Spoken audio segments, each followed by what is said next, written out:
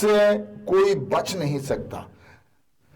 ناظرین، اب بات اشاروں کناروں کی نہیں، نام لے کر سوال کرنے کی ہے، اور سوال ہے وزیر اعظم سے کہ ریاست کو مشکل فیصلے کرنا پڑتے ہیں۔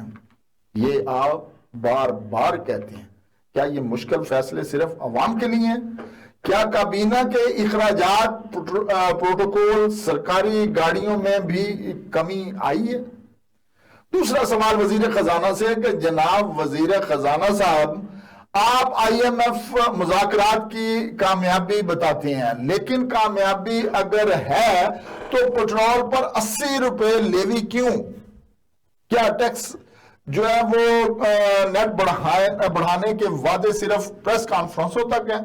وفاقی کابینہ سے سوال، درجنوں وزراء، مشیر، معاونین، کیا کسی نے عوام کو یہ بتایا کہ لیوی کب کم ہوگی؟